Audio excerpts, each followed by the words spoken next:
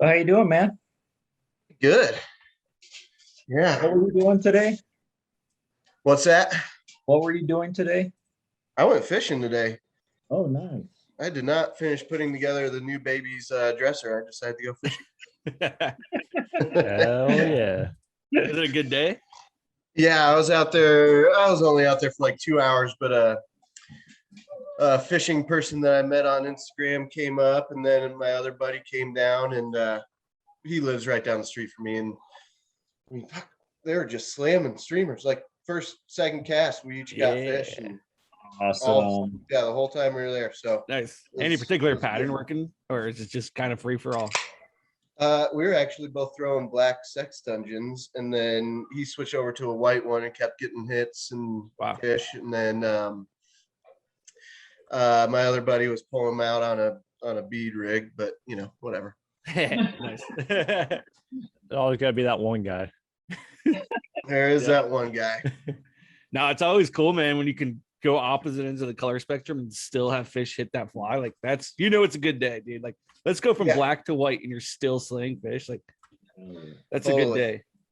Yeah, and I mean the first fish he got was all of 21, 22 inches. So we found some tanks, and they're getting all pumpkin for spawning. So actually, where we were, they close it here in about 5 days. So it's kind of Okay. our last hurrah at that spot for the year.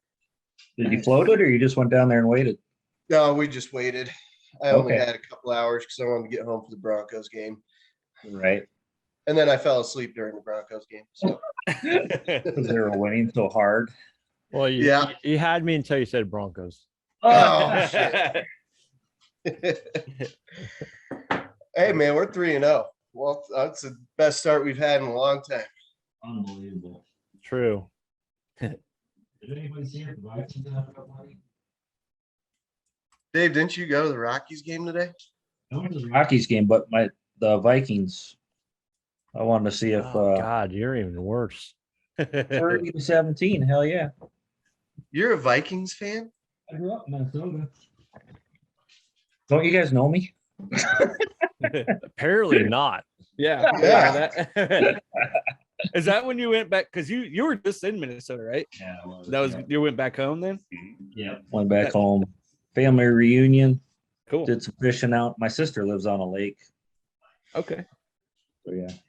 Getting back to the roots, throwing a bait caster and stuff. Nice. Yeah, Vikings had a good game. Justin Jefferson did me good for fantasy. Oh, good.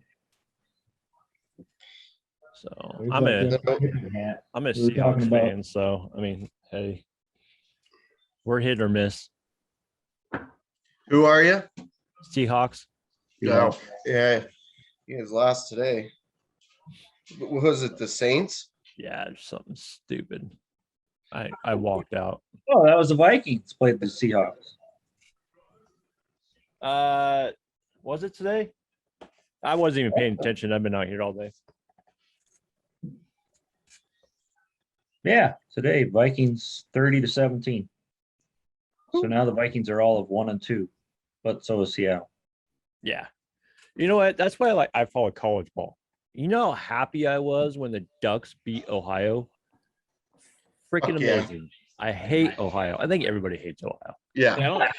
I don't know if there's anyone that likes Ohio. We're, I was so happy. I was born and raised a Ducks fan. My dad's alumni. My mom's Oregon State alumni, but See, when I came of age, my dad said, "You're a Ducks fan, and that's the way it is." And I said, "Okay, Yep. Daddy." I follow Ducks for football and Beavers for baseball. Yep. My wife's getting a And- master's degree through OSU, but Oh, I have a nice. whole bunch of buddies that went to U of O, and I've been thinking about going to OSU for fish biology and forestry. Hell yeah. Like, are you in Oregon then? Yeah, I'm in Oregon. Okay. Yeah, I'm probably. My whole family's from Portland. I'm the only one who's born in Colorado.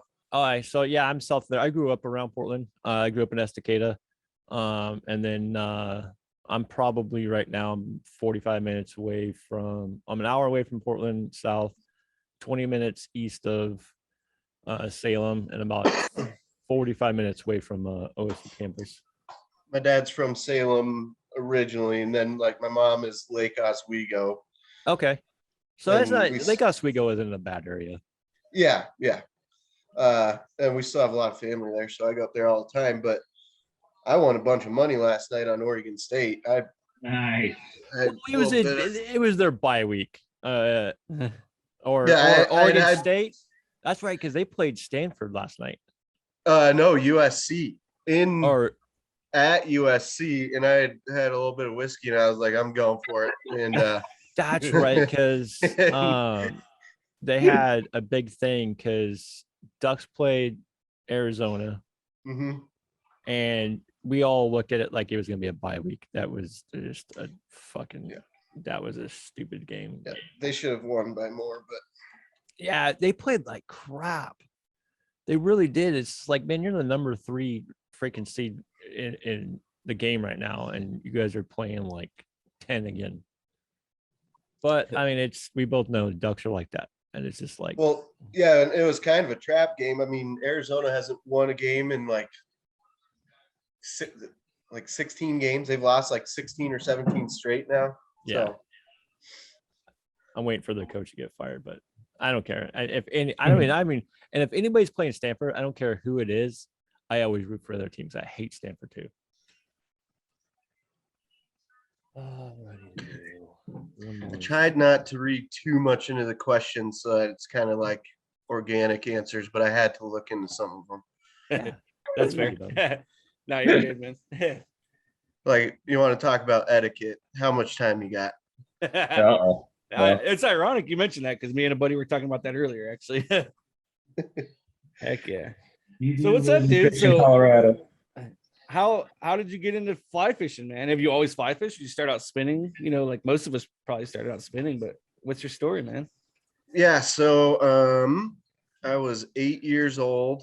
I mean, yeah, I had a conventional rod and stuff in my hand at younger years, but I was 8 years old, and actually my dad's friend was like, "Hey, I'm gonna take Chris fly fishing," and he took us up to these little stalker ponds just outside of Denver, and went there, and it's like the place where you pay per pound, you know. So there's like there's a lake with 8-10 inch fish and shit, and then there's a couple smaller ponds with the big fish, and I started hammering the little guys, and then without him really knowing, like, I went over into the little side pond with like golden trout and stuff in there, and I hooked into one of those, and it was like 18-inch golden trout, and it's a lot more extra money for those too. It ended up being like a $35 fish.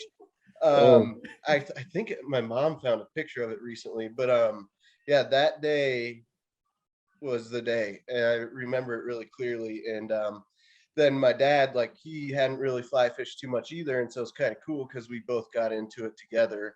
And from 8 years old on, we were fly fishing, skiing and fishing on the weekends, and whenever we could, we were breaking away to Deckers and stuff. But it was a different place back then. That's almost 20 years ago.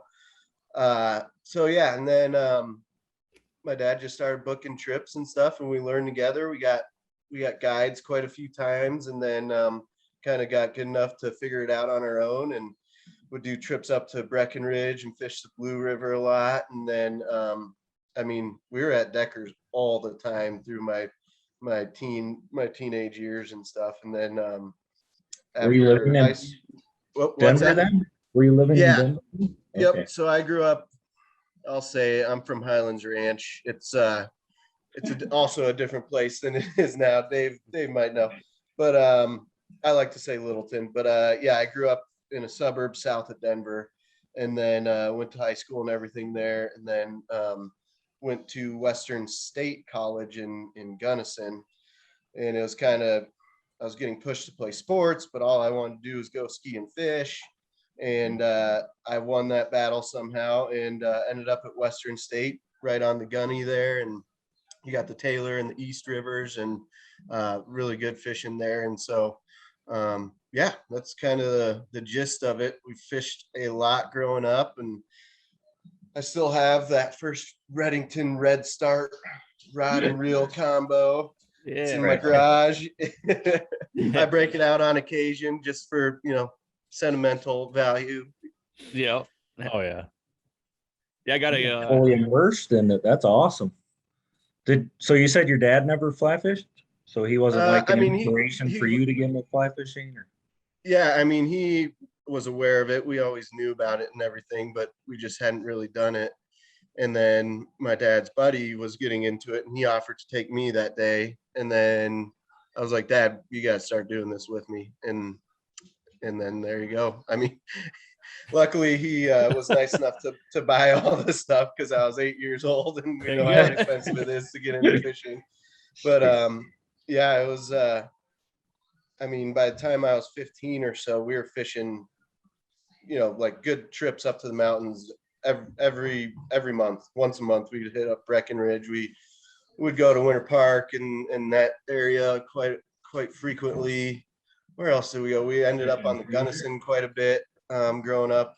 We would go down to Montrose and stuff, and then mess around on Blue Mesa and then all that. But yeah, so my dad kind of learned it with me, which was really cool. I mean, my brother and I were big athletes growing up with soccer and everything, but this was something that, we could all do together. And then my brother, who's 7 years older than me, he got into it a bit too. And so whenever he was home from college or he was living in Fort Collins, going to CSU, so we'd, go up to the Pooter or whatever, or meet like halfway and go to Estes Park and fish the Big Thompson. So Heck yeah. very nice. No, that's cool. You can share that experience with your dad. I don't know that everyone, gets that opportunity. I know my dad never really fly fished or anything. He told me stories like growing up, like he's like, yeah, we'd go fishing and stuff, but he never really fly fishing. That was something I've always wanted to do with him. So that's cool, man. I'm glad you get to share that experience with him. Yep. And these days, I mean, he's getting up there, but he still gets out there and rips it with us. And whenever he comes to visit, they stay at a KOA over here in Silt, and they have tiny homes, and it's right on the Colorado, and that stretch of the water is all private for the KOA. So it's great. Him and I will go out there. I'll get over there in the evening and we'll fish a few hours and let my daughter run around. And so he's still kicking it. He's a member of, it's like Rainbow Falls or Rainbow Lakes. Dave, do you maybe know? Rainbow Falls? Yeah, Is it yeah. down like Colorado Springs area?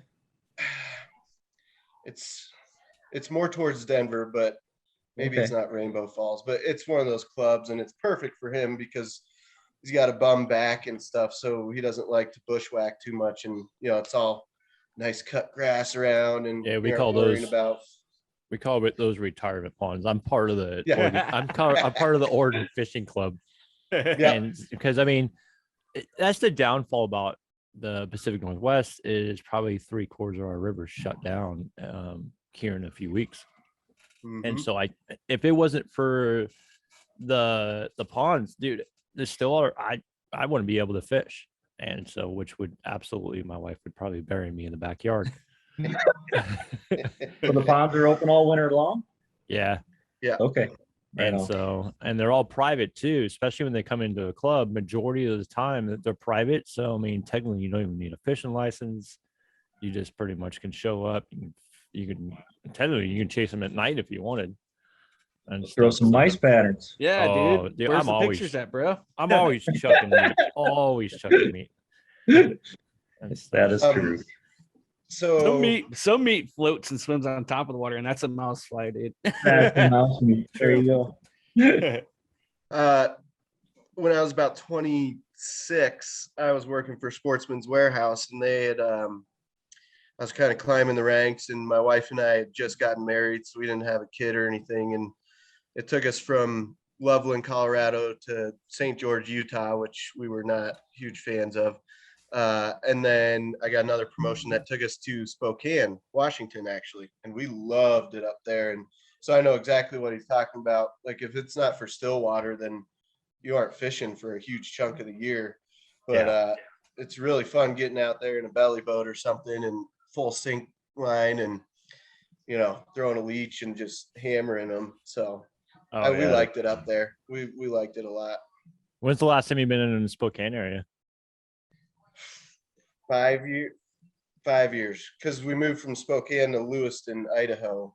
And Oh, was I played a student. Yeah. lot around Lewiston, and my I got family that live in Lewiston, and I forget the town that's just, I think it's northwest up by the Oregon, Idaho, Washington border. Clarkston. Clarkston is like they're like together. The one Yeah, there's like north- 4 towns that are right Yeah. there. And it's up by Rattlesnake Pass. Okay. And so it's up in the northern. I went up there, and my buddy's got some family up there. I went to spend some time up there. Dude, the elk herds up there are flipping amazing. Of just amount of elk that come through there during the winter. Yeah, if you hunt and fish, then it's definitely a good place to be, because Yeah. you got the Clearwater and the Snake, you got the confluence right there, and all sorts of other rivers up there. So yeah, definitely we've been looking got at a schooling in Steelhead there. yeah. And so we've been looking at some land in there. And so I was just like, man, maybe my second retirement, maybe when mama retires. It's a good little area. It's got great seasons. And it's still that rural setting. I mean, it's just kind of out there. And so Yeah, that paper mill keeps Lewiston running.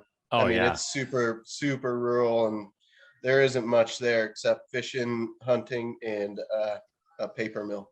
Yeah, exactly. That's pretty much priority. That and a crap load of animals. I think we smoked a couple birds and a freaking big old doe muley coming down the road, coming back from town. Oh, whoops. And so yeah, and so we were like, well, I guess that freaking takes care of that bumper. Luckily, it was just the bumper. Yeah. So you kind of been all over, man. You spent some time in Utah. You spent a lot of time in Colorado, up in Washington and stuff. When you go out to these new areas, like how do you recon those areas, man? When you're getting ready to fish them, or do you do any recon at all? If we're floating, I'm all over Google Maps and Onyx and stuff like that. Nothing's worse than taking a right when you should go left when you're on a boat. You can't do a 180, huh? Right. Yeah, it's hard to go back up. Actually, here, I was with my next door neighbor, and he grew up here and stuff, and we were floating. So I live in Newcastle, which is just outside of Glenwood Springs, and we're right on the Colorado River. And this bro grew up here, and he's like, yeah, let's try taking a right at this one. And I was like, all right, you've lived here your whole life. Cool, I'll trust you. And it turns into like a drainage ditch that's like 6 feet wide, and we're in my raft and stuff. And then it spits out into a weir dam. And one of my buddies had drank too much whiskey and he could barely stand up. And so we had to get him out of the boat and like walk him down the side of the river. And I was like, here, Mike, take a bunch of pictures of this shit, because this doesn't happen very often. And my other buddy and I are having to literally carry the raft over a dam and stuff. And so yeah, a lot of Google Maps, a lot of Onyx stuff, just for make sure I'm not going on to private land, and don't want to get shot by some farmer out there. But and then more research on the internet. One nice thing, I think social media is a curse and a blessing in multiple ways, but if I'm going somewhere where I know a buddy of mine, lives or fished a lot, then I'm always reaching out to them. And, I don't want to know all their secrets. I want to discover some of it on my own too, but just asking around. And then I guess the old school way of actually going and speaking with somebody in person at a fly shop. Yeah. And then, supporting them. And that's why I have 300 hats in my closet, because I got to buy a hat or whatever at every shop I go to. So I know you're feeling, bro. I know that feeling. Yeah, that's a different argument for my wife and I, but she has quite the pickle with that one. But yeah, my wife's like, yeah, you can buy another one, but you're throwing away 2 more. right. Tell her Yeah, they're like one shoes. and 2 out. Yeah.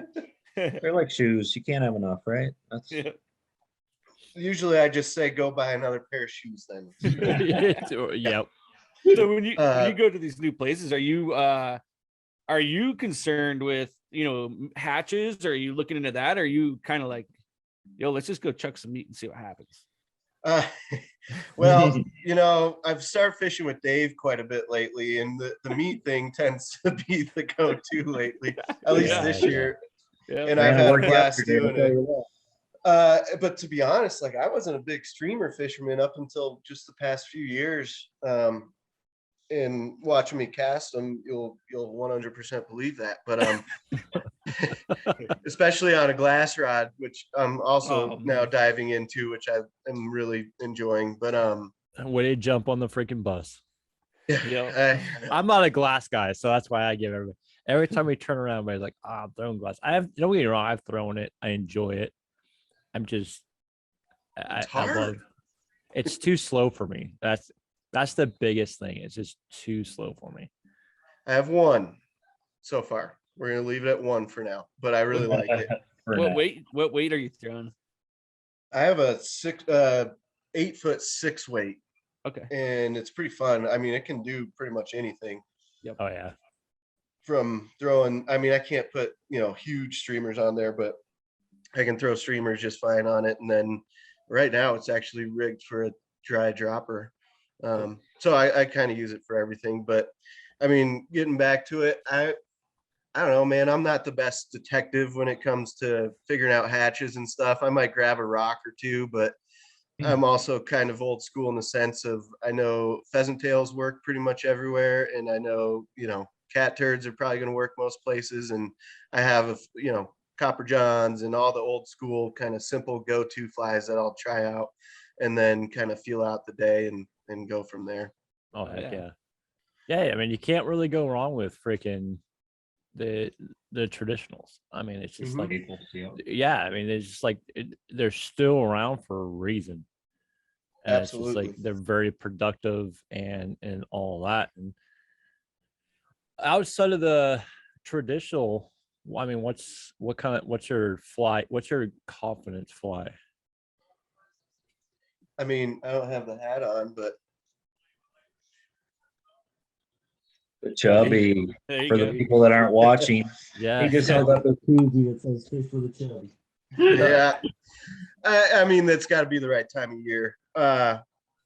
Chubbies, late summer and early fall, and then I love a good parachute Adams. If I see risers and stuff, then parachute Adams is a go-to. But kind of outside of the wheelhouse, shit. I don't know, man. Sex dungeons. Yeah. you can't go wrong with a sex engine. I mean, Yeah. it's just Proved like that earlier today, didn't you? Yeah, You- got one on the second cast with it. So really like those woolly buggers. I mean, I'm kind of a simple guy with it, and I'm a stubborn guy too. Of I'm gonna throw what I'm gonna throw, and I'll get whatever fish that are feeling like eating it to eat, and then the other, you know, call it laziness or stubbornness or whatever. But I want to fish how I want to fish, and that's Yeah. that's how I am, man. I got a buddy like that. That's that traditional. Hey, I'm gonna do like 10 casts, but I don't catch nothing. I'm swapping. I mean, he's constantly swapping out. But I mean, don't get me wrong, he's constantly slamming fish. oh yeah, And it's just like I get hit up a lot of times, especially when it comes to still water. So many people don't understand rainbow trout love streamers. They're very aggressive with them. And rainbows, the cutties, like in our still water, we have like a rainbow steelhead strand and then a rainbow red side strand. So they either get really, really fat or they're really, really super aggressive.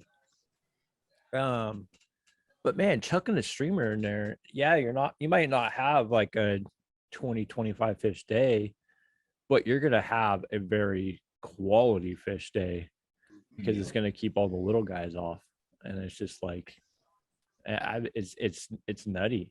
And so, Ryan and Rob are both meat guys, if you didn't notice. Yeah. yep. well, there's something to be said though about when a fish slams a streamer versus, you know, like a nymph take. Like, cool, my bobber went under, set the hook. Yeah. Yeah, and then when you're ripping a streamer and it's just oh my god. Yeah. Yep. Yeah. And you get to watch the take sometimes, you know, especially if you're on Yeah. the boat. It's just, Oh yeah. Yeah, I mean, it's it's amazing. like, and Dave, you probably do this because I know you do you do some still water fishing too. Like Mhm. especially when It's kind of like musky fishing in a way. It's hilarious because every time I get right to the end, I don't ever just yank my shit out. I gradually just lift up. I've had more trout come up and slay it on that uplift, like right under the freaking surface of the water. And I'd watch it and I'm like, oh shit, I'm trying to like keep it moving and not actually pull it all the way out. Man, I've had them go all the way around my boat chasing that damn thing all the time. Oh yeah. Yeah. I do that musky figure eight. The thing. figure eight. Yeah, that's And so I That think makes- that's because I grew up, I was in New York for 10 years and then I chased predator fish, pike, walleye, muskie. And I think that's why I like streamers fishing so much. It's because it freaking just, dude, you're It's getting not that over. Yeah, you're getting that aggressive freaking strike in the chase like I Yeah. was when I was muskie fishing in New York. Like I was freaking when I was chasing. I'm a huge smallmouth. Smallmouth are probably one of my favorite fish to chase. And I love that aggressioness. And you can get that out of a trout when you're chucking streamers. Right. So that's what I And love. that even translates over to tying. Do you tie at all, dude? Not since I've had our daughter. So it's been like a few years. It's all tucked away. I really enjoy it. I just haven't had the time. It was kind of a decision of, do I do this hat and sticker thing or tie flies? And I chose the hat and sticker thing Nice. right now. It's but- probably cheaper. Yeah. Yeah, for sure. And it actually pays pretty well. Yeah.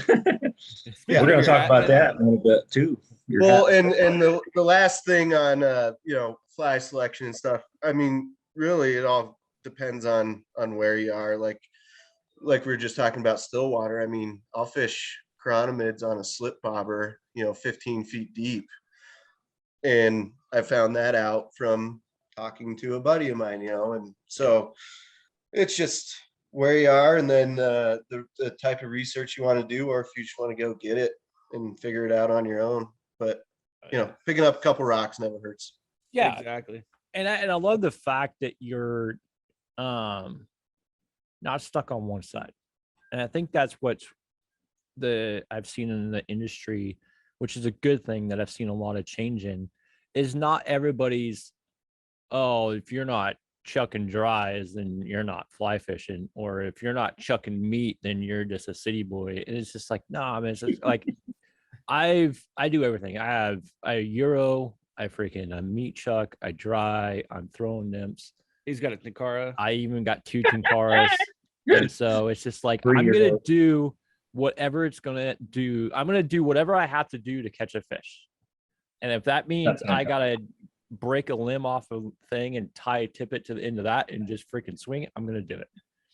Heck So Oh yeah. it's all about just being universal and making it happen.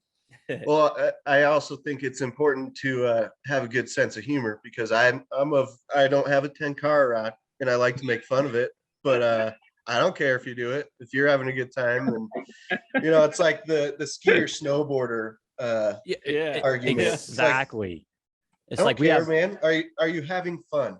And Exactly. if the answer is yes, then cool, you're doing it right. and that's a crazy rival. I never really understood that. But when I was in upstate New York, there was a lot of snow, a lot of skiing, and a lot of snowboarding. And I came back to Oregon, and being here in Staten, I'm close to like Hoodoo and all that. So, dude, it gets like, oh, you're a skier. Oh, you're just a stuck up city guy that decided. But if you're snowboarding, oh, you just must be some freaking hillbilly redneck, and that just like a beach bum up here, just freaking sliding down and not giving a worry. They're all like, it's either you're an asshole or you're just a stuck up snob. And it's like, and they both hate each other. And you're like, what the hell is going on? Yep. Yep. So, ultimately it's just get out there and have fun, in my opinion. Yeah. 10-car. I do have a no 10-car sticker. I'll make sure I send you. Yes, you do. Oh, heck yeah. That's awesome. Nice. Speaking of which, tell us more about that. What's with the koozie and the hat and the stickers, and tell us what's going on. Yeah. So I have a website that I sell hats and stickers and koozies, and hopefully a few more things coming up here. Looking at shirts and hoodies and stuff like that are a pain in the ass, so because of sizes and all that. So just figuring out the logistics of all that. But yeah, I don't know. the actual origin of the fish with a chubby saying and sticker is fairly foggy.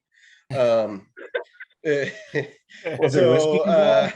yeah, it was there was a lot of beverages involved.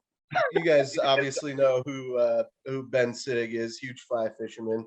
Yeah. He's a good buddy of ours. I was actually a rookie ski patroller with him when I was 18 because I dropped out of college and decided to ski and fish full time. But so I was a rookie ski patroller, and so I met him a long time ago before he was huge, if you will. And Before he's an overachiever now. yeah, exactly.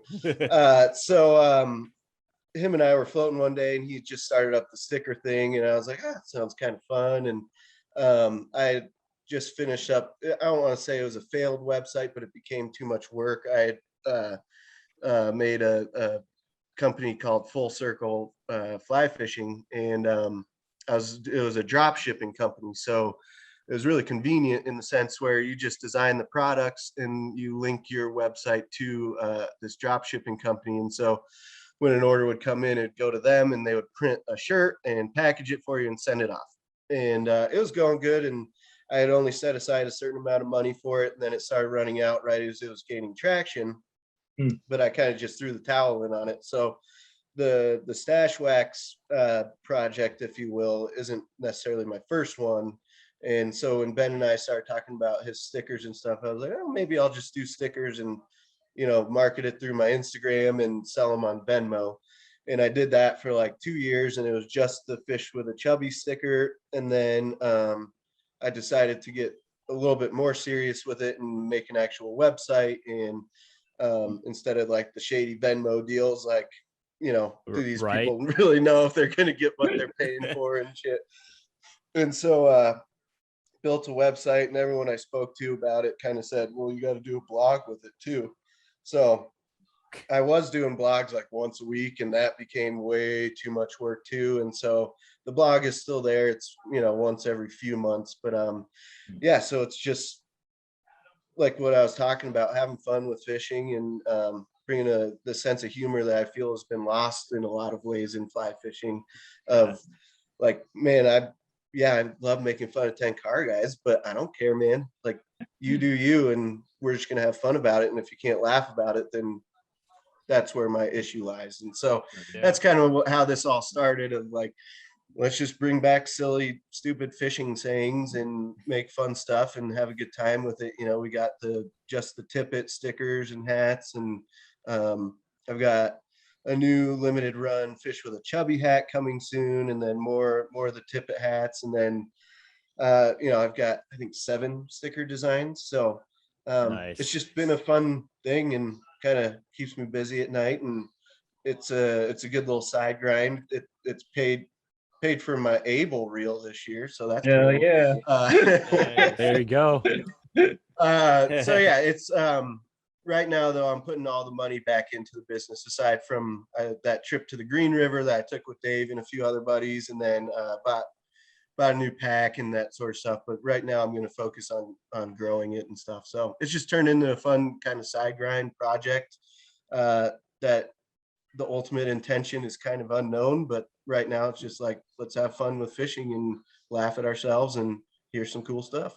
I love that aspect. So where with that being said, what's the website and what's your Instagram handle? What can they find you? Yeah, staschewax.com is the website, and it's spelled all weird. It's staschewax.com, and the Instagram handle is the same.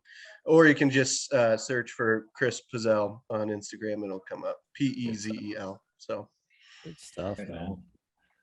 yeah, and it's what's been really neat about it is it's opened up doors that wouldn't have opened up before, meeting people obviously like yourselves, Dave, of course, and then like the Taylor Trash fly fishing guys. They do a podcast out of Florida, and the Mark from them came and stayed out here, and I took him fishing, and then we went down to Florida this most recent February and fished for reds and snook down there. And so I mean, when you're talking about doing research, it's opened up a lot of doors that weren't available to me before. So Heck yeah. Did you get into some reds down there? saw a lot of them. Didn't look a lot, it sounds like. Yeah, no, we got some snook and some Cool. baby tarpon. Like for people who aren't watching, we're talking like 8-10 inch tarpon, not what you would think a standard. Yeah. But what was cool about that is that we were on like NASA land, like actual NASA. It's right where all the launches are and stuff, and we were on their property fishing in a ditch, which was pretty cool. So Yeah, that'd be Nice. awesome. my wife, who fishes also, missed. Oh, it was a huge snook. Like, I mean, big. She had it hooked up and everything that went into the mangroves. So it was a great trip, though. We saw a lot of reds, and I would say out of the 10 or so we saw, we did everything right on about 6 of them, and they just didn't eat. And then the other 4 we fucked up. So That's go ahead, Ryan. I was gonna say those are they're fun, man. My wife's got some family down in Louisiana, so we go down there and ooh, yeah, it's good times. I was there's just gonna big ones down there. say that leads me into a question. Given where you've been fishing, where have you not been that would be like a dream trip for you? You know, No expenses, just Chris, we're going fishing. Where do you want to go? What would that trip look like? there's two like big dream trips. So if I get one of them done, that'd be pretty sweet. Mongolia, dude, go for timing. Woo-hoo-hoo, yeah.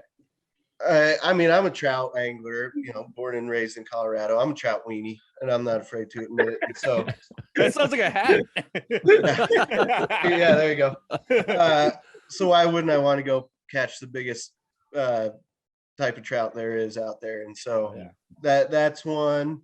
The logistics of it seem like a nightmare, though. I mean, Oh yeah. you fly in there, and then you have to spend a couple days in the capital city, and then these outfitters, though, they seem like they've got it down pretty good, but it still sounds like a heavy duty trip, which would love to do it, but I'm about to have another kid too. So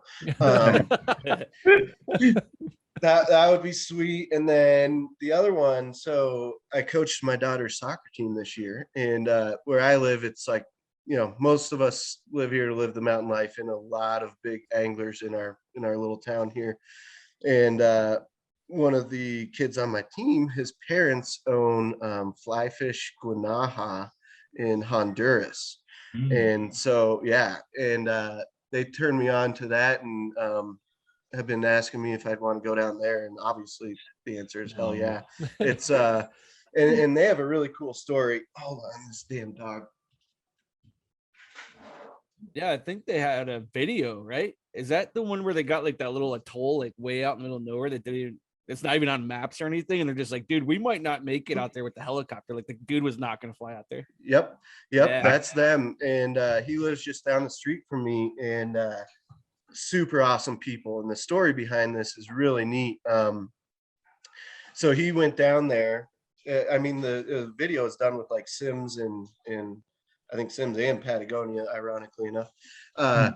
But he went down there and met this guy, and their head guide was like a drug runner, and he was trying to get out of the business, and like a lot of bad stuff was happening in his life. And so he went down there, and this guy showed him around, and nothing's on the maps, just like you're saying. And he was taking him out there, and he's like, the bonefish are here, and there's nothing on the map. And he's like, they're here. And the only way he knew it was from some of the old drug running routes.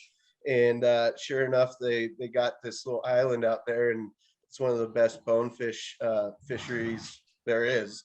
And then on top of that, they've started getting after a permit and stuff. So I guess the permit fishing is phenomenal down there too. So that one is actually more realistic than the Mongolia one, I think. So when are we going? What were the dates again? yeah. Let me check my calendar, Dave. Yeah, there's going to be room for one more at least, I'm sure. Oh yeah, absolutely. But they're awesome, awesome people. His wife actually just opened a coffee and fly shop here in our little town. We're about 9 miles west of Glenwood Springs. So like Newcastle, it's not really like a tourist spot. It's like blue collar working town. You know, people who live here work in Glenwood Springs and Aspen and Carbondale. And it's not like a whole bunch of attractions are here. They're all east of us in Glenwood Springs and stuff. So this is where all of us who can't afford, you know, Aspen or something. Sounds like my like kind of place. Yeah. Yeah. Exactly. It's like you guys would fit in away great from- here. Yeah. away from everything and all that would be nice. Yeah, it is nice because we're close enough if we want to go do the touristy stuff. It's right there. But just really good people in our area, including this family that I'm talking about. They have a really positive influence on the fishing community here, and just good folks. So, Heck yeah. but yeah, Fly Fish Guanaja. Check that shit Fish, out. Yeah, I'm writing that down. I hope Heck you yeah. get the chance to do it, man. We're gonna have to bring you back on if you do, so we can hear your Yeah, story. we want to definitely on that one. We'll definitely have a follow up on that one if you. Done I'll tell you deal. guys Done all deal. about it when I get back. Yeah, those are dreams. Yep. But we've also done some really cool trips already. Like I went to Florida and did that. And then we've been to Montana a whole bunch. We love Montana. So Everybody goes to Montana. yeah. with all The- that traveling, I mean, and all these awesome dream trips. I mean, out of all that, I mean, I guess what was either your one fish that just haunts you and it's like fuck my life fish, and then what was your biggest fish? What was the biggest fish you've got? The best story and stuff. I mean, that snook my wife lost was pretty damn cool. So the one that didn't get away is pretty cool.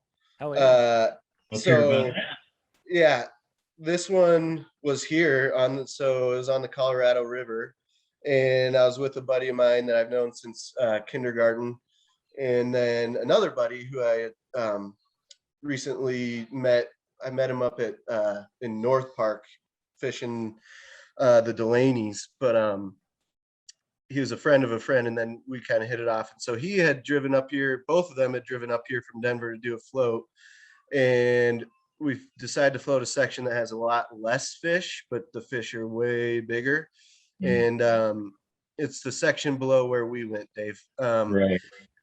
And it started out okay. We got a couple of fish to the boat, but it's a long float. It's like an 8-hour float. And so like the day started fine, and then like 2 hours into it just turned off, and like off. We didn't catch a fish for like 4+ hours. Dude, and that can And be so- brutal. Yeah. And you know, these guys just drove almost 4 hours to come fish and stuff. And so the morale was like super low. One of the guys is just like, fuck this, I'm done. He's sitting in the back of the boat Start drinking. and just like done. And you know, you've had those days where like the morale is low, and you might not know, like I knew one of them really well, but you might not know the guy as well. So like you're trying to make it all lighthearted and stuff. Like, well, we're fishing though, at least, you know, we got plenty of beer or whatever. And he just, he was not having it. And so we're like 30 minutes before the takeout, and I was like, come on guys, like get the lines back in the water. Like, let's go one more. Let's go hard for these last 30 minutes. And I'm rowing. And as soon as my buddy in the front of the boat, Rob, gets his line back in, and I mean, for whatever god awful reason, he was on like 5X and tiny bugs.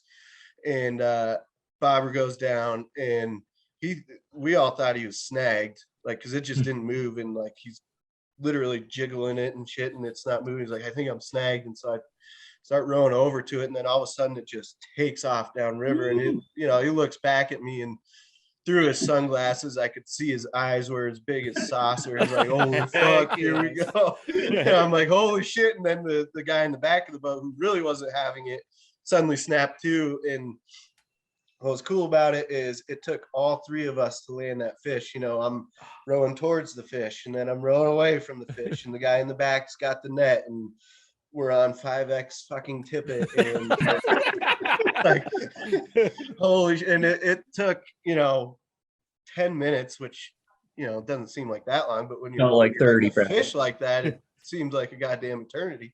Yeah. And finally we got it into the net, and Cody, the guy in the back of the boat, holds it up, and it was like a 24-inch brown, just beautiful. And he took like a tiny zebra midge. And so, I mean, on 5X, took 10 minutes to wrestle it, and we got it in the net, and everyone just kind of like sat back in their seats like, oh my God. And it's like, we should probably pull over for this one. We need some pictures with this. Yeah. So, you know, I've got just like a lot of stories like that. Nothing like insanely crazy that got away or whatever. But again, it brings me back to the point of what I was making earlier of like, it's kind of what fishing is. Like, I'll have that moment with those two guys and one that I kind of just met, and we'll have that moment forever. Like, sounds kind of cheesy, but it was badass. And the three of us had the hell, like that it saved the day, and it turned into one of our most favorite stories to talk about, obviously. So yeah, that was pretty cool. I mean, broken a lot of rods doing stupid stuff, chasing fish, you know. Oh, you too, huh? Yeah. Yeah. Yeah. Like I was going it was when my wife and I had first met. We weren't married yet, and we were in these ponds outside of Crested Butte, and she was new to fishing, but was doing just fine and stuff. And then we saw this huge fish, and so I'm trying to like show off and shit, and so I start going after it, and I lay like a perfect cast right in front of it. It refuses the fly. And so I start going down again, and I'm following it, and then I get snagged in a bush, and I'm like, oh, fuck this. And like, I just yank on it and snap my rod in half. My wife and I had been dating for like 3 months, and she's like, oh, cool. You know, so, you know. Try not to cry in front of her. Yeah. My brand new G Loomis, you know, like This guy could get expensive real quick. yeah. Damn. That's awesome, man. That's awesome. But no, So- that trout with Rob and Cody, that was actually last year, so it's kind of sticking out in my mind. I don't know, shit. I had a big one get away from me with Dave about a month ago. That thing was, I mean, I wasn't expecting it, and I had zero chance at it. Like, it took the fly and then ran up river and snapped me off in all of 5 seconds. So they're always bigger when they get away too. Oh yeah, yeah. it's like that happens to us quite a bit down here on the Sandy M. Is we'll be chasing some cutties. Next thing you know, you hooked into something. You're like, what in God's green? And it's about a 10-second fucking thought, and then it's gone. And you're like, yep, that was a steelhead. What the heck was that? Yeah. Yep. And it's just like, you can't, I mean, you can land a steelhead on a 5-6 weight, but I mean, it's gonna be, I mean, when they hit and launch off like that, you don't have a fucking chance. Yeah. No. Even if you do everything right. Yep. Yep. You can do whatever you can and like try to line the boat up. I mean, they hook and they're just gone and stuff. So It's just they're not fun. the cards. Yep. I'm curious, Chris, being in Colorado and fishing a lot of the rivers that you do. We started talking a little bit at the very beginning about etiquette.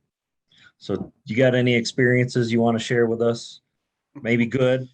We know there's probably plenty of bad, but tell us both. Tell us your etiquette. Yeah. Well, I can tell you what happened to us today. Oh man. And okay, so here's my take on etiquette. If you are new to fishing, I don't think that you're expected to know all of this, and so it's hard to be critical of people. But the ones that you can be critical are guides, like, because they know better. Yes. And today was a perfect example.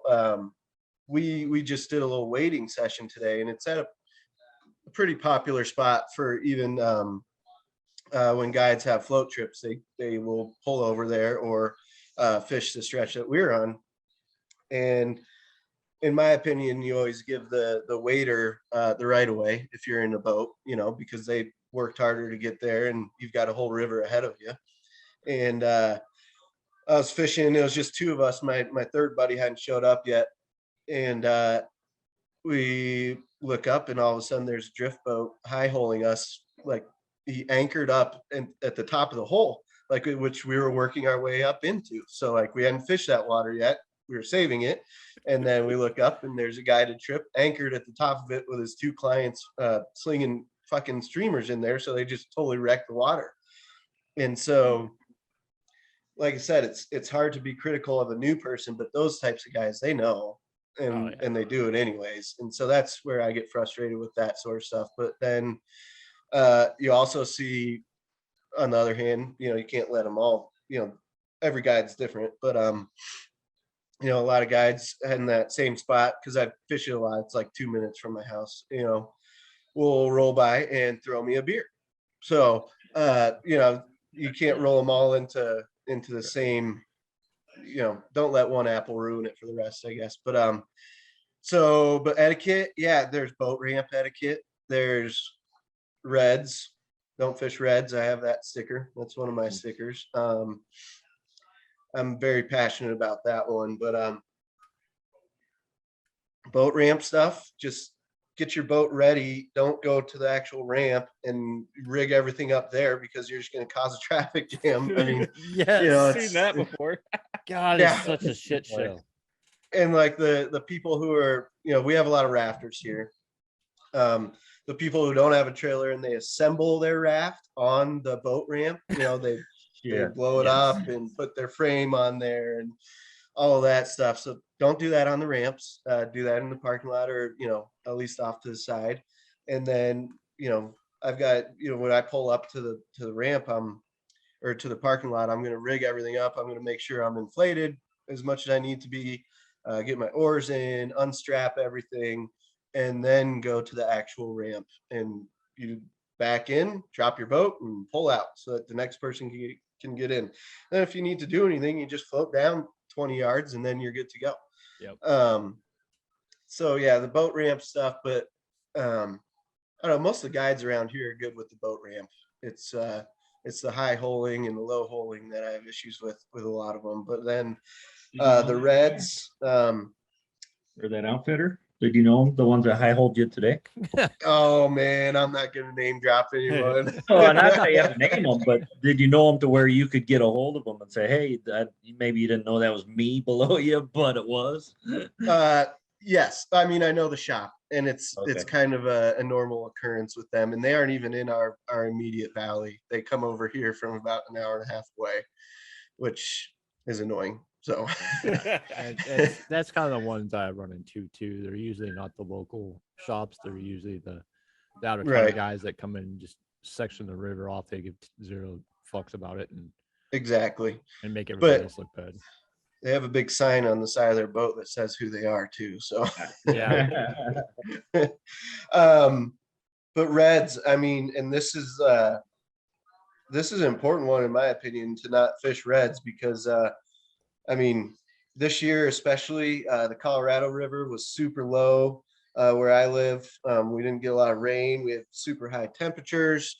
On top of that, we've had these major mudslides happening, and so the river took quite a beating this year, which means the fish did too. And then if we, fish reds and stuff, then we're just plucking them off of their baby making spot, and it's not healthy for the fish. And so it's really important to me to keep these fisheries going for my daughters, and one of the biggest things that I think we can do to help that is to not fish spawning trout. And I mean, I think it's kind of 101 common sense type stuff, which common sense isn't so common anymore, but That's the truth. it's Yeah. like, just leave them be and let them do their thing. You can take a month off or 2 months off from fishing your spot to let the fish go and make babies, and then you got more fish the next year and for the future of the water. So Yeah. Can you Uh, walk? Can you walk wouldn't our wanna be listeners plucked off of through? your Can you walk the listeners through maybe what a red is? How would they know? Because I know some people, they get on the water and they're like, man, there's some big browns and they're just chilling. They're not moving. They're not scared of me. How would Yeah, you yeah. know? Like if you're new into the game, how would you know if you're on a red? So a red, it's REDD for those of you who don't know, but it's where the fish are laying their eggs, and it's pretty easy to spot. It's usually in gravel areas, and it's like a big circle that's been cleared out by the fish. And if they've already spawned, then you can actually see the eggs and stuff in there. But pretty much you just need to look where you're walking, and they're big lighter circles. If it's a darker bottom, you'll see a lighter circle, typically in kind of flatter water. And it's really easy to see once you've seen one. So just look for those bigger circles that are lighter than the riverbed around it, and don't step on them. And so with, because I think a lot of people will say, oh, it's just a certain time of year, but it really isn't. Because I think if I remember right, the rainbows would do early to late spring, early summer, and then the browns will come in around like September, November time and do theirs. So it's not only one time a year, it's just the different species will do it multiple times a year. So it's something you gotta kind of really track on. Exactly. And like the spot that I was at today, but yeah, you're spot on. Rainbows are spring, browns are fall. And the spot that I was at, the Colorado Parks and Wildlife does a really good job of putting signs up. And so it's all very clear, like no fishing October 1st through, I think it's November 31st. And then in the spring, I want to say it's like middle of March through beginning of May or middle of May. And I mean, the spot is completely shut down, and the signs are everywhere. There's about 5 of them when you're walking into the spot, like this spot is closed. And then they even put, because for the waders, like there's 4 or 5 signs on the way in, and then on the river, because it's off of a little tributary, there's a sign right next to the tributary that says no fishing with those same dates on it. So Nice. they make it pretty clear. And if you do any research before you fish, it's 200 yards below that tributary and 200 yards above that tributary where you're not supposed to fish. And this is just one example. I mean, obviously this is all over, but this is where I was today actually. And if you just pay attention to the signs and do a little bit of research, then you're going to know where to go and where not to go. And then it kind of comes back to the common sense of like, you're not supposed to be fishing here. Why are you fishing here? So, yeah. But yeah, that's the reason why a lot of people think they close the river down here in Oregon is for the trout. And it's just like, but it really isn't, because majority of ours are cutties and stuff like that. And so it's just to kind of give them I mean, I hate to say it, but it's Pacific Northwest. I don't really think anybody knows what the fuck they're really doing around here. We have an amazing fishery. We just don't have the we don't have the greatest like support for the fishery. Well, I think they do like a lot of steelhead conservation stuff up there, though, right? Steelhead is everybody's number one priority. Even Trout Unlimited. I hate to say it, I'm not bashing Trout Unlimited. They do great things, but our Trout Unlimited here in Oregon does zero shit for the fucking trout. It's all for salmon steelhead. And it's just like, and right now that even sucks. But it's just a lot of it's just nature, either the stupid seals and we just want to sink to the fucking bottom of the ocean, or you have some kind of warm water hold so it keeps the steelhead out longer, or you just don't get a run and stuff like that. So I mean, but yeah, our main priority is mainly the salmon steelhead stuff. So I was the secretary for a Trout Unlimited chapter in Lewiston. It was newly formed actually up there, and I would agree. I mean, now in that immediate area, the big draw for anglers up there is steelhead and salmon. But yes, right there on the snake. I mean, it's huge. Yeah. I mean, yeah, and stuff. So imagine that and the Columbia and the freaking Willamette and everybody else. And it's just, so, I mean, you understand what the frustration is. oh, absolutely. In that area, because you're sitting here chasing trout, which the Lewiston area has some amazing trout slots in there to go fishing. And it's just like, I couldn't remember what the town, but it was Anton is where my buddy's family is. So it was a little south of there, but they have great trout fishing in there, but it's just like that industry though in that area, in that zone, is that mainly salmon and steelhead. And it's just because, well, do you think though, because it is such an issue, and this is a monumental topic, which we don't have to dive too far into if you don't want to, but do you think that it is such an issue that, maybe they should be placing their concern on that more so than the trout, or? I'm not sure about the Lewiston area, but in our area, I would say yes. Yeah. It is more of a priority. And I understand that. It's just frustrating because I wish we'd have, because I mean, it's just, it's one of those double-edged swords. If they're trying to make it better for the salmon and steelhead, obviously they're going to make it better for the trout too. That's a good point.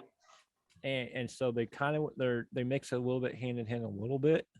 But I think there's definitely still a lot more that they can do for the trout, especially on the smaller streams, doing all that stuff, and stuff like that. But yeah, it like you said, it's one of those, like, it's either you love or hate kind of relationships. But I definitely do think the bigger priority probably is the salmon and steelhead. And I think they push it harder because honestly, it's an easier sell. And it's just like, because when people look at trout, everybody's like, oh, trout. They're like, I can just go to the river and catch a trout. They look at it like bluegill. They're just like, oh, those little fuckers are everywhere. Sure.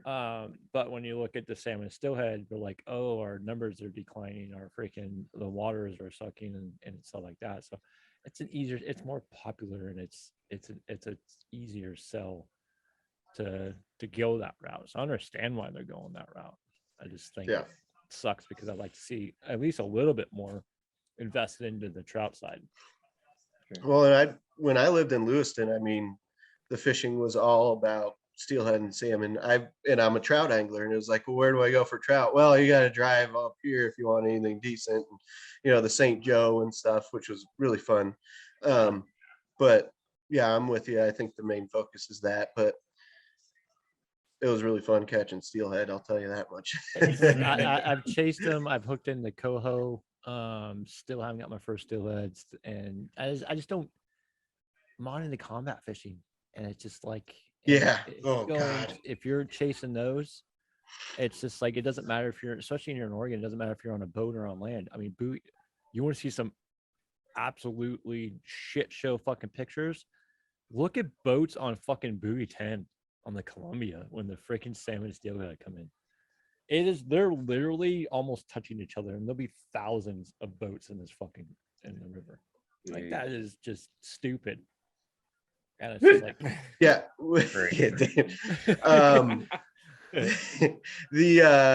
When I caught steelhead, it was not on fly rod. It was on light tackle, shrimp, all that stuff. So I can't claim I've caught a steelhead on a fly rod, but if you don't have a jet boat and 15 rods, then you aren't going to catch a steelhead there. And a land one. Even with, I had 2 Lama glasses that I'd bring on my buddy's boat because I thought it was cool. But you are lined, like, you get there before the sun comes up, like you get there super early and you can't start fishing until the sun comes up, and the sun would pop up and you look and it's like just rows upon rows of boats. And like you're saying, that really wasn't my cup of tea, but it was cool wrangling those fish. But I mean, you talk about people getting pissed and like legit combat fishing. I mean, holy shit, those people are insane. And they spend $250,000 on their jet boats and stuff to do it. So but it is fun cruising around the Snake or something on a jet boat. We did that and did some sturgeon fishing one time, which was really cool. Jet boats, dude, sturgeon, I love chasing sturgeon, and they're so good. But jet boats are a freaking game changer. And it's just like, everybody looks at it, and I had one guy ask me, he says, what the hell? I mean, what's a boat's a boat? I'm like, no. Yeah. I'm like, go out to the river. And he goes, and he was a fly fisherman. I go out to the river and I go try, like, our local water. I go fish the water in a boat. I go, the jet boat is like between the difference between a drift boat and a freaking raft. I go, yes, the drift boat's going to be able to flow through. It's going to be able to be nice, but I mean, you kind of regulate where you can go, and like rock gardens. Raft, it gives 0 fucks, you're going. And it's just like, I go, take that as a no-no. Okay, you got your little bayliner out there, you're puttering along, but you got to kind of be careful. A jet boat gives zero, it's like a honey badger, gives zero fucks. It's going to go where it wants to go, and it's going to get you there really, really fast. Yeah. And dude, it's amazing, like the how that thing can maneuver. I've seen them book up rivers, up like going up the Kinsey and all this stuff. You'll be sitting there on the shoreline, and next thing you see this jet boat go flying through the water at like 80 miles an hour, and she's just like, do.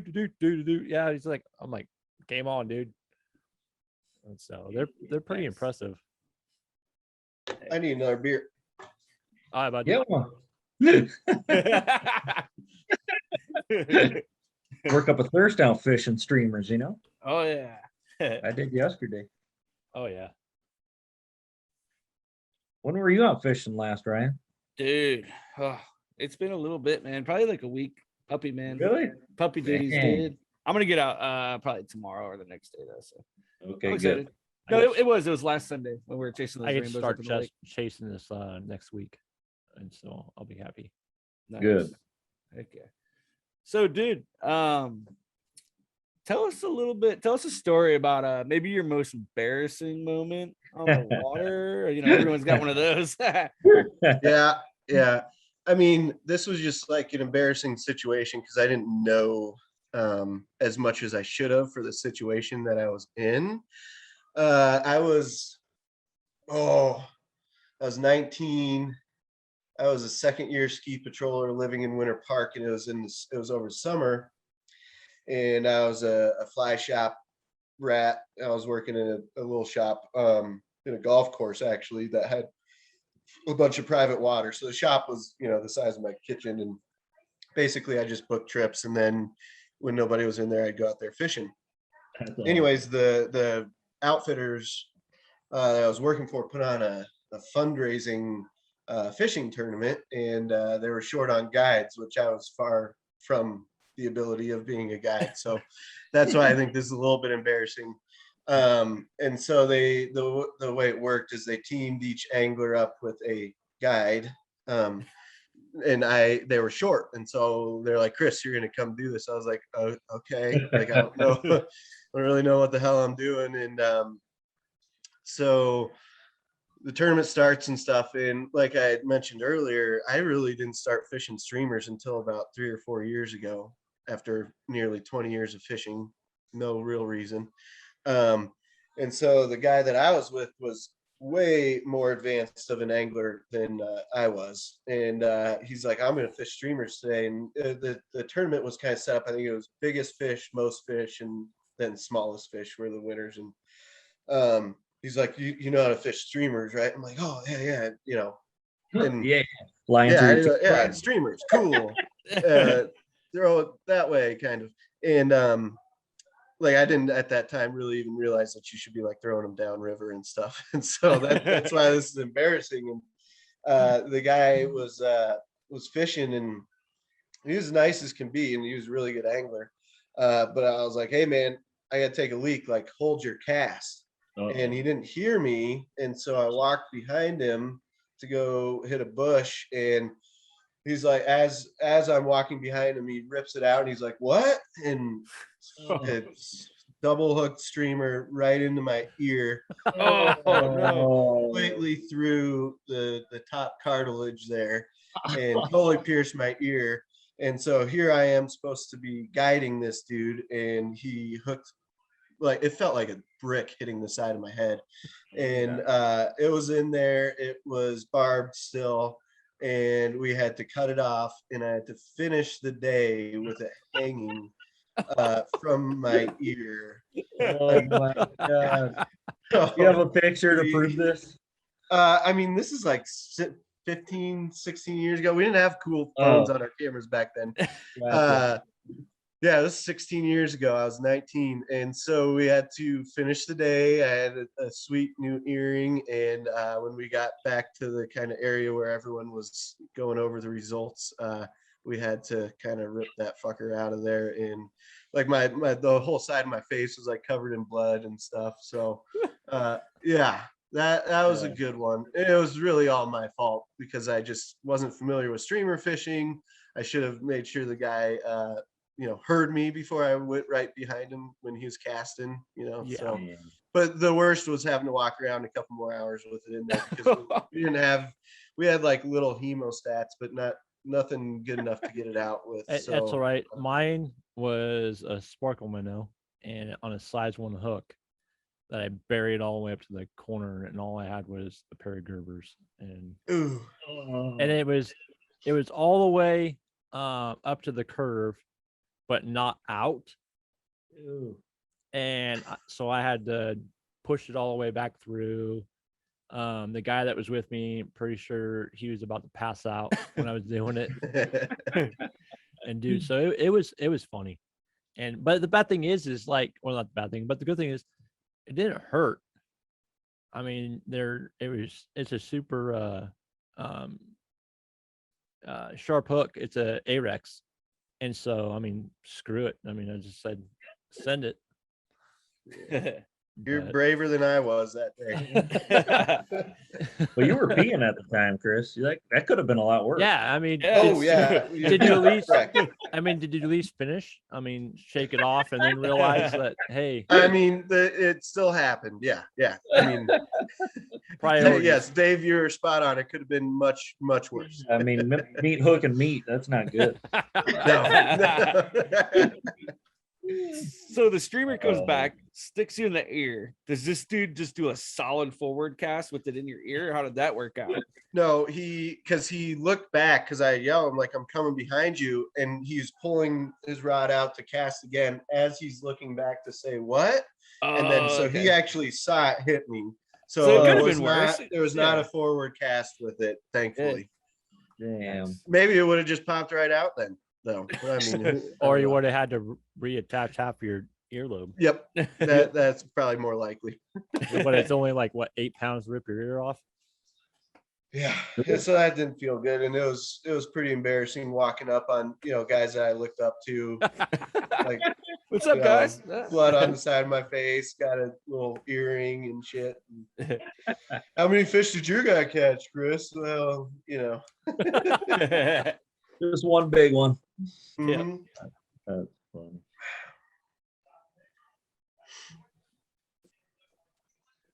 Very nice. Yeah, that's a crazy story, man. Better than you than me, dude. Oh, Yes, Yeah. I mean, I don't have like the most embarrassing stories. We've all gone for a swim and stuff, but Yeah. Yep. nothing too crazy has happened, thankfully. well, with that being said, I mean, let's give you some timelines. I mean, what's something that you want to promote? Is there anything out there that you want to push out? I mean, the floor is yours. If you want to promote your business or whatever, whatever means is important to you and all that.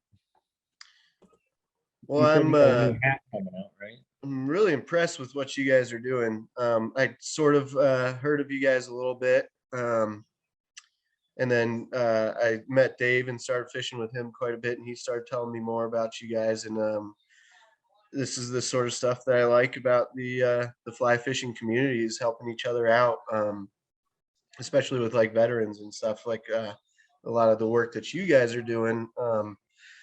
I mean, I fish to this day, yeah, because I like catching fish, but getting out there with my buds and people that I might not know as well, and going and shaking a stick at a river and being outside, and the kind of camaraderie that comes from that. And so hats off to you guys for what you're doing. One thing that I've been working on, and it's not going to come to fruition this year, unfortunately, but after the situation in Afghanistan and stuff, I reached out to vets and stuff, and for a while I was just sending free stickers out to them, but then I was like, I think we could do more than that. And so I'm putting together kind of a no strings attached float for some of these guys who I've gotten to know and are struggling pretty good, and away from the Project Healing Water type stuff, which they also do great things, but